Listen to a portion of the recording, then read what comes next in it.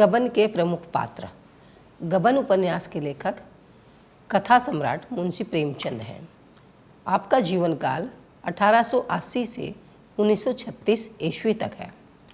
आपकी प्रमुख रचनाएं उपन्यास के रूप में सेवा सदन 1918 में प्रकाशित हुई, प्रेम आश्रम 1922 में, रंगभूमि 1925 में, निर्मला 1925 में, कायाकल्प 1927, गबन 1928, कर्मभूमि 1932, गोदान 1936 और मंगलसूत्र अपूर्ण रह गई।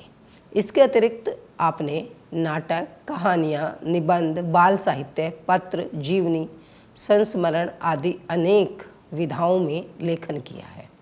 नाटक आपने 3 लिखे हैं, जिसमें संग्राम 1923, करबला 1924, प्रेम की वेदी 1933 में प्रकाशित हुए। कहानी और कथा साहित्य के तो आप सम्राट ही हैं। आपने लगभग 118 कहानियाँ लिखी हैं, जो मानसरोवर के 8 खंडों में संकलित हैं। आपने निबंध के रूप में शहीद आजम, आवशारे, पदम सिंह शर्मा के साथ 3 दिन आदि अनेक निबंध लिखे हैं। बाल साहित्य भी आपने प्रचुर मात्रा में लिखा है। कुत्ते की कहानी, जंगल की कहानियाँ, स्वराज के फायदे, पागल हाथी, सैलानी बंदर, दुर्गादास, रामचर्चा, मन मोदक नादान दोस्त, मिट्ठू आदि आपके प्रसिद्ध बाल साहित्य लेखन हैं। पत्र के रूप में भी 2 सखियाँ, पिता के पत्र पुत्री के नाम आपने लिखे, और जीवनी में भी मेरा जीवन या संस्मरण और के रूप में एक शांत एवं नास्तिक संत प्रेमचंद का प्रकाशन हम सबके समक्ष है। आपने गबन उपन्यास की, जिसकी आज हम बात कर रहे हैं, गबन का अर्थ है अपने पास रखी किसी अमानत या धरोहर को हड़प जाना, देने से इनकार करना, मुकर जाना या अपने उपयोग में ले आना है। अधिकांशतः यह शब्द सरकारी कोष की रकम हड़पने या चोरी के लिए प्रयोग में आता है। इस उपन्यास में भी गबन शब्द का प्रयोग इसी अर्थ में किया गया है। गबन उपन्यास के प्रमुख पात्र हैं। कुछ पुरुष पात्र हैं: रामनाथ, दयानाथ, देवी दीन, दीनदयाल, रमेश बाबू। ऐसे ही कुछ गबन के प्रमुख स्त्री पात्र हैं: जालपा, रतन, जोहरा। अन्य पात्रों में बिसातीवाला, मानकी, सर्राफ, राधा, शहजादी, बसंती, महाजन, सत्यदेव, गोपी, विशंभर, चरणदास, धनीराम, इंदुभूषण, माणिकदास, जग्गो, सेठ करोड़ीमल आदि प्रमुख रूप से गिने जा सकते हैं। गबन उपन्यास की पात्र योजना पर यदि हम बात करें तो गबन उपन्यास समस्या प्रधान एवं चरित्र प्रधान उपन्यास है। बचपन में पिता द्वारा माँ के लिए चंद्रहार लाने तथा माँ द्वारा ये कहने कि तेरा हार तेरे ससुराल से आएगा सुनकर खुश होकर मन में इन्हीं भावों का बीजारोपण ही प्रकारांतर में समस्या का बीजारोपण हो जाता है। उपन्यास का मुख्य धरातल मनोविज्ञान है। इस उपन्यास में पात्र योजना इस प्रकार की गई है कि सभी पात्र अलग अलग व्यक्तित्व का प्रतिनिधित्व बनकर उभरते हैं।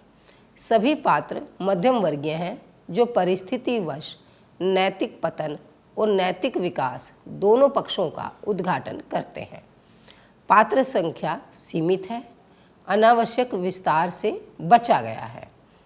जालपा उपन्यास की नायिका है और प्रमुख पात्र है, जिसे बचपन से ही आभूषण प्रियता है। आभूषण बहुत पसंद हैं। बचपन में अवचेतन में बैठी आभूषण प्रियता यौवन के में शादी के पश्चात अत्यधिक मुखर होकर उसके चरित्र पर प्रभावी हो गई है। जालपा ने अपनी लंबी लंबी पलकें उठाकर उसकी ओर ऐसे देखा, दीन नेत्रों से, मानो जीवन में अब उसके लिए कोई आशा न हो। हाँ बहन, सब साध पूरी हो गई। इन शब्दों में कितनी मर्मांतक वेदना भरी हुई थी। और तो सब कुछ है, केवल चंद्रहार नहीं है। हाँ, देह में एक आँख के न होने से क्या होता है, और सब या अंग होते ही हैं। आँखें हुई तो क्या, न हुई तो क्या। ये संवाद दुखी मन से जालपा तब अपनी सखियों से कहती है जबकि शादी में उसे चंद्रहार नहीं मिलता, क्योंकि बचपन से जालपा के मन में यही माँ के शब्द गूंज रहे हैं कि उसकी शादी में उसे चंद्रहार मिलेगा। बचपन से इन्हीं भावों को लेकर बड़ी हुई जालपा जब शादी में चंद्रहार नहीं मिलता तो मर्मांतक पीड़ा से जूझती है। घर की आर्थिक स्थिति से भी जालपा अनजान रहती है। जालपा की इसी इच्छा पूर्ति हेतु रमानाथ एक के बाद एक कर्ज लेता चला गया, लेकिन जालपा इससे अनजान बनी रहती है। जालपा सहृदय पतिव्रता स्त्री है। जैसे ही उसे पति द्वारा सरकारी पैसे से गबन की सूचना मिलती है, वह तत्परता दिखाते हुए अविलंब जो आभूषण उसे अत्यंत प्रिय थे, जैसे चंद्रहार, उसे बेचकर रमानाथ द्वारा गबन किए गए रुपए जमा करती है। जालपा तभी तक आभूषण प्रियता को पसंद करती है, आभूषणों को बहुत प्रिय मानती है, जब तक कि उसे अपनी आर्थिक स्थिति का पता नहीं होता। जब उसे पता चलता है कि आर्थिक स्थिति उतनी समृद्ध नहीं है और उसके पति रमानाथ कर्ज लेकर या सरकारी पैसे का गबन करके उसकी इच्छा पूर्ति कर रहा था, एकदम जालपा संवेदनशील हो जाती है और एकदम समझदार हो जाती है। वह सहृदय पतिव्रता के अपने फर्ज से पीछे नहीं हटती। बौद्धिक रूप से जालपा बेहद सशक्त पात्र है। रमानाथ को ढूंढने के लिए पहले अखबार में सूचना निकलवाती है और बाद में शतरंज की पहेली और हल करने वाले के लिए इनाम प्रकाशित कराती है। बौद्धिक रूप से उसकी जो सशक्तता है वहाँ भी देखने में मिलती है जब वह बार बार अपनी समझ का प्रमाण देती है। जालपा स्वाभिमानी है। स्वाभिमानी इतनी है कि अपनी माँ द्वारा भेजे गए चंद्रहार, जो कि उसके जीवन की संचित अभिलाषा थी, को भी स्वीकार नहीं करती और लौटा देती है। जालपा नैतिक रूप से दृढ़ और मजबूत है, अपनों का साथ न छोड़ने वाली है। पति के जाने के पश्चात जब उसके पिता उसे लिवाने आते हैं तो वह उनके साथ इसलिए जाने से इनकार कर देती है कि यहाँ सास ससुर अकेले हैं, इन्हें छोड़कर वह नहीं जाएगी।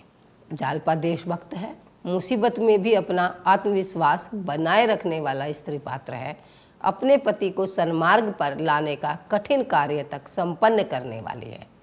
जब रमानाथ सरकारी गवाह बन जाता है तब वह इस स्थिति को स्वीकार नहीं करती। उनके हाथों इतने घरों की बर्बादी होते नहीं देख सकती। मैं यह कभी पसंद नहीं करती कि वे दूसरों को दगा देकर मुखबिर बन जाएं। ये बर्दाश्त नहीं कर सकती कि वो झूठी गवाही दें। अगर उन्होंने अपना बयान न बदला तो मैं कोर्ट में जाकर कच्चा चिट्ठा खोल दूंगी। इतने आत्मविश्वास से भरपूर और मन की दृढ़ संकल्पित जालपा है। अपने पति को देशद्रोह के रास्ते जाने से रोकती है। कैसी बेशर्मी की बातें करते हो जी, क्या तुम इतने गए बीते हो कि अपनी रोटी के लिए दूसरों का गला काट दोगे? कुलीगिरी भी करनी पड़े तो वह खून से तर रोटियां खाने से बढ़कर है। और इन सब संवादों को कहकर, इस तरह के तर्क वितर्क करके वह अपने पति को देशद्रोह के रास्ते, झूठी गवाही देने, सरकारी गवाह बनने से रोकने के हर संभव प्रयास करती है। प्रायश्चित के रूप में जब उसे पता चलता है कि उसका पति रमानाथ अपना बयान नहीं बदल रहा है, तब वह प्रायश्चित के रूप में जिस स्वतंत्रता सेनानी के विरुद्ध उसके पति ने झूठी गवाही दी थी, उसके घर जाकर उसकी माँ की सेवा करने लगती है। जालपा का चरित्र विपरीत परिस्थितियों में अधिक निखरता है। वह उत्तरोत्तर विकास करता है। रमानाथ विचार करते हुए कहता है, तब जालपा प्यार करने की वस्तु थी, अब उपासना की वस्तु है। मैंने जज के सामने बयान बदल दिया होता, धमकियों में न आता, हिम्मत मजबूत रखता तो उसकी यह दशा क्यों होती? और इन सब बातों से बार बार जालपा के उज्जवल चरित्र और उसके कार्यकलापों को देखकर अंत में रमानाथ अपनी गवाही बदलने को तैयार हो जाता है और यही जालपा की जीत है, जालपा के चरित्र की जीत है। दूसरा मुख्य प्रमुख पात्र है रमानाथ, जो कि कबन उपन्यास का नायक है। प्रदर्शन प्रिय और दिखावे में अपनी शान समझता है, इसीलिए अपने विवाह के समय अपनी आर्थिक स्थिति के अनुरूप न चलकर बिना सोचे समझे चादर से बाहर पैर पसारता है और अपने दोस्तों के साथ मिलकर सब दिखावे के समस्त काम करता है। दिखता है कि आतिशाय दिखावे और नुमाइश को चाहे अनावश्यक समझे दयानाथ जो कि रमानाथ के पिता हैं, मगर रमानाथ उसे परम आवश्यक समझता था। बारात ऐसे धूमधाम से जानी चाहिए कि गांव भर में शोर मच जाए, इसीलिए उसने आतिशबाजी बनवाई तो अव्वल दर्जे की, नाच ठीक किया तो अव्वल दर्जे का, बैंड बाजे भी किए गए तो अव्वल दर्जे के, दोयम सोयम का वहाँ कोई जिक्र ना था। अव्वल दर्जे का हो, उसका रेट कुछ भी हो, वो उसकी आर्थिक स्थिति के अनुरूप है या नहीं, चाहे ये भी बात हो, लेकिन रमानाथ अपनी आर्थिक स्थिति से बाहर निकलकर समस्त दिखावे, प्रदर्शन और खर्चे करता है, बढ़ चढ़कर डींगे मारता है। यही कारण है कि जालपा को घर की आर्थिक स्थिति का भी पता नहीं चल पाती। रमानाथ ने अपने स्वभाव के अनुसार जालपा से खूब जिद उड़ाई। जमींदारी है, उससे कई हजार का नफ़ा है, बैंक में रुपए हैं, उनका सूद आता है, इस तरह की बातें की और उसको आर्थिक स्थिति से परिचित नहीं होने दिया। पत्नी का अत्यंत प्रेमी है, उसके प्रेम में कर्ज लेकर पत्नी के लिए गहने बनवाता है। पत्नी को आर्थिक वस्तु स्थिति से सदैव अनभिज्ञ रखता है। हर परेशानी, चिंता उसे बताने की अपेक्षा उससे पर्दा रखता है। पहले पिता द्वारा कर्ज उतारने के लिए गहने वापस मांगने के समय भी मांगने की अपेक्षा छल का रास्ता चुनता है और गहने चोरी करता है, अपनी ही पत्नी के गहने चोरी करता है। दोबारा गबन की स्थिति बनने पर भी रमेश बाबू से मांगता है, किंतु पत्नी से परेशानी साझा नहीं करता। इन समस्त स्थितियों में अगर हम बात करें तो रमानाथ पलायनवादी रुख अपनाता है। समस्त स्थितियों परिस्थितियों में अगर पूरे उपन्यास पर नज़र दौड़ाएं तो रमानाथ का चरित्र पलायनवादी स्थिति अपनाने वाले का है। गबन के समय घर छोड़कर पलायन कर जाता है। बाद में पुलिस के पकड़े जाने पर सरकारी गवाह बनकर स्वतंत्रता सेनानियों के विरुद्ध झूठी गवाही देता है। पहले तैयार होता है, फिर गवाही देता है, लेकिन सही स्थिति को खोलता नहीं है।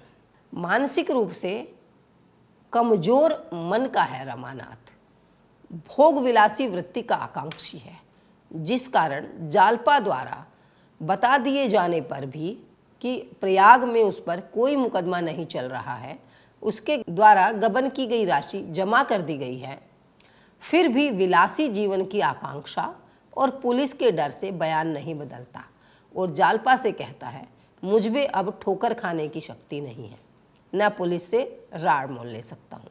मेजर चरित्र के कारण ही, जो उसका इस तरह का चरित्र है, उसके कारण ही वह जोहरा जो कि वेश्या है उसके झांसे में आ जाता है। ये कमजोर चरित्र की ही निशानी है, कामना युक्त चरित्र की निशानी है कि जालपा जैसी पतिव्रता पत्नी होने के पश्चात भी रमानाथ जोहरा जो कि वेश्या है उसके झांसे में आ जाता है। जालपा का त्याग और प्रायश्चित अंततः उसे बयान बदलने पर मजबूर कर देते हैं और वह जज के घर जाकर अपना बयान बदल देता है। अंत में इस चरित्र का विकास इस तरह से है कि पूरे उपन्यास में बार बार भटकता भटकता भी अंतिम स्थितियों में जालपा के सहयोग और समर्पण के कारण रमानाथ भटकने से रुक जाता है और अपना बयान बदल देता है। इसके बाद जो प्रमुख पात्र है गबन का, वह है दयानाथ। दयानाथ नायक रमानाथ के पिता हैं।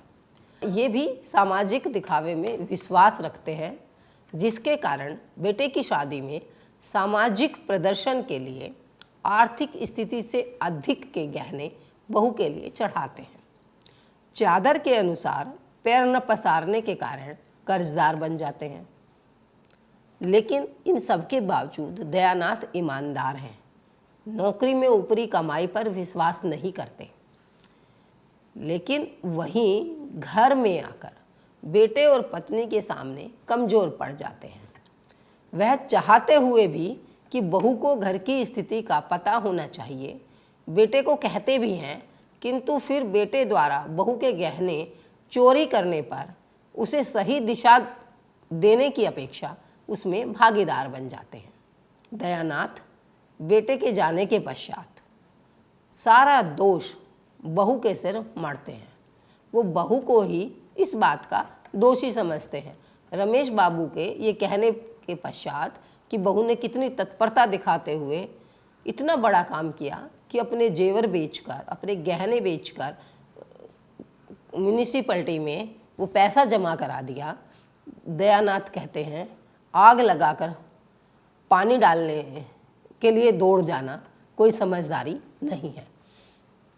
लेकिन एक सहृदय किंतु अनुशासनहीन पिता के रूप में दयानाथ का चरित्र उभर कर आता है। दयानाथ कोई ऐसा विशेष कार्य नहीं कर जाते जैसे कि हम ये कहें कि वो बहुत अधिक फिर जो है वो महानता की श्रेणी में आते हों। एक साधारण पिता के रूप में ही उनका चरित्र उभरा है। मानकी जो कि जालपा की माता है और जालपा इस उपन्यास की नायिका है। मानकी बाल मनोविज्ञान समझने में असमर्थ है, जिसके कारण इस पूरे उपन्यास की समस्या केंद्र में आती है। उपन्यास की समस्या है चंद्रहार, और जो कि नायिका जालपा के मन में बचपन से इस भावना को बैठा देती हैं। एक बार बिसाती वाला जब चंद्रहार बेचने आता है, उसे खरीदने से इस कार्य का आरंभ होता है। अम्मा मुझे भी अपना सा हार बनवा दो। माँ कहती है वह तो बहुत रुपए में बनेगा बेटी। जालपा कहती है तुमने अपने लिए बनवाया है, फिर मेरे लिए क्यों नहीं बनवा सकती। माँ ने मुस्कुराकर कहा तेरे लिए तेरी ससुराल से आएगा। जालपा लजाकर भाग गई, पर यह शब्द उसके हृदय में अंकित हो गए। यहीं से उपन्यास की समस्या का बीजारोपण होता है। और लेकिन ममतामयी माँ भी है मानकी। जब बेटी के गहने चोरी होने की खबर मिलती है तो वह अपना चंद्रहार बेटी के लिए भेज देती है। यह अन्यत्र बात है कि बेटी जालपा अपने स्वाभिमान के कारण उसे लेने से इनकार कर देती है।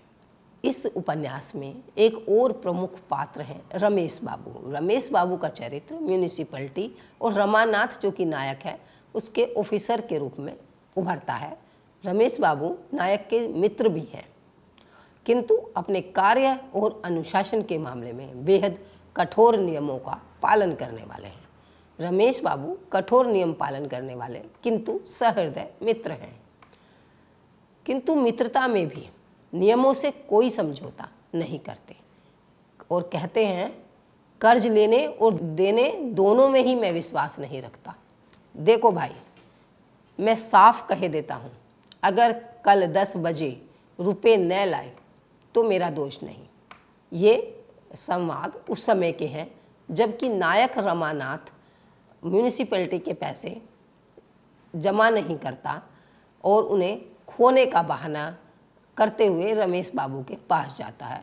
तब रमेश बाबू उसे साफ शब्दों में कह देते हैं कि वो इस विषय में उसकी कोई मदद नहीं कर सकते और उसे पैसे जमा करने पड़ेंगे। तो कहते कि अगर कल 10 बजे तक रुपए न लाए तो मेरा दोष नहीं। कायदा तो यही कहता है कि मैं इसी वक्त तुम्हें पुलिस के हवाले करूं, मगर तुम अभी लड़के हो इसलिए क्षमा करता हूं, वरना तुम्हें मालूम है मैं सरकारी काम में किसी प्रकार की मुरौवत नहीं करता। अगर तुम्हारी जगह मेरा भाई या बेटा भी होता तो मैं उसके साथ भी यही सलूक करता, बल्कि शायद इससे भी सख्त। न किसी को कर्ज देता हूँ, न किसी से कर्ज लेता हूँ, लेकिन कल रुपए नहीं आए तो मेरी दोस्ती भी तुम्हें पुलिस के पंजे से नहीं बचा पाएगी। लेकिन दोस्ती सरकारी नियम में के बीच में नहीं लाते रमेश बाबू। पर रमेश बाबू अपने दोस्त के घर से भागने के बाद चिंतित हैं और उसकी खबर लेने के लिए बीच बीच में रमानाथ के घर जाते हैं। एक अन्य स्त्री पात्र है रतन, जो कि नायिका जालपा की सहेली है। स्वतंत्र विचारों वाली, लेकिन वह भी आभूषण प्रिय स्त्री है। निसंतान है। पति, जो कि इसी उपन्यास में वकील के नाम से हैं, उनकी पत्नी है और पति की अकस्मात मृत्यु के पश्चात पति के भतीजों पर निर्भर हो जाती है। भविष्य के प्रति सजग न रहने के कारण ही उसकी यह दशा होती है। मित्रता का निर्वाह करने वाली स्त्री है, इसलिए ही जालपा के साथ रमानाथ को खोजने में मदद करती है। वकील एक अन्य पुरुष पात्र हैं, जो कि जालपा की सहेली रतन के पति हैं। आर्थिक दृष्टि से संपन्न व्यक्ति हैं और रमानाथ के से पूछते हैं बातचीत के दौरान कि स्त्रियों की शिक्षा के विषय में आपके बोर्ड ने क्या निर्णय लिया। तो वह स्त्रियों की शिक्षा और स्वतंत्रता दोनों के प्रबल पक्षधर हैं। आपके बोर्ड में लड़कियों की अनिवार्य शिक्षा का प्रस्ताव कब पास होगा। वो चाहते हैं कि हमारे देश में और हर जिले में उस समय भी कि लड़कियों की अनिवार्य शिक्षा होनी चाहिए। इसीलिए वह पूछते हैं, जब तक स्त्रियों की शिक्षा का काफ़ी प्रचार न होगा, हमारा कभी उद्धार न होगा। आपका अंतःकरण मलिन हो चुका है। स्त्री पुरुष को एक जगह देखकर आप संदेह किए बिना नहीं रह सकते। यह समझ लीजिए कि जिस देश में स्त्रियों को जितनी अधिक स्वाधीनता होगी, वह देश उतना ही सभ्य होगा। स्त्रियों को कैद में, पर्दे में या पुरुषों से कोसों दूर रखने का तात्पर्य यही है कि आपके यहाँ जनता इतनी आचार भ्रष्ट है कि स्त्रियों का अपमान करने में भी जरा संकोच नहीं करती।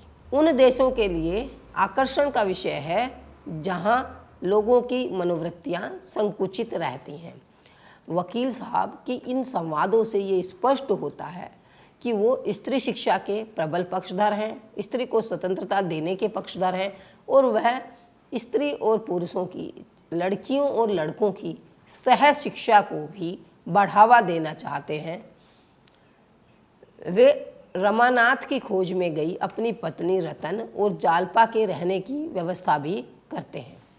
भविष्य की योजनाएं नहीं बनाते, उनमें का ये बड़ा अवगुण रहा। यही कारण है कि अकस्मात मृत्यु होने पर वसीयत के अभाव में पूरी संपत्ति भतीजे हड़प लेते हैं और उनकी पत्नी रतन पराश्रित हो जाती है। देवी दीन इस उपन्यास के बहुत प्रमुख पुरुष पात्र हैं। देवी दीन एक वृद्ध हैं, धर्म कर्म में आस्था रखते हैं, इसीलिए प्रयाग स्नान के लिए आते हैं। उनका एक बड़ा गुण है, उनके चरित्र का बड़ा गुण है कि वो अनजान पर भी भरोसा करने वाले हैं और कहते हैं, मेरे 10-5 लेकर भाग तो जाओगे नहीं। मुसीबत में फंसे लोगों की मदद करने वाले हैं। इसीलिए रमानाथ को टिकट के पैसे ही नहीं देते, उसे 2 महीने अपने घर में आश्रय भी प्रदान करते हैं। स्नेहशील हैं, रमानाथ को अपने बेटे सा स्नेह देते हैं और जालपा जब कलकत्ता आने पर उनसे मिलती है रमानाथ को ढूंढते हुए, तब उसे भी बहू का सा सम्मान देते हैं। जवानी में वह भी पत्नी प्रेम में झुमकी बनवाने के लिए किसी और के मनी आर्डर पर जाली दस्तखत कर और पकड़े जाने पर 3 साल की सज़ा काट चुके हैं।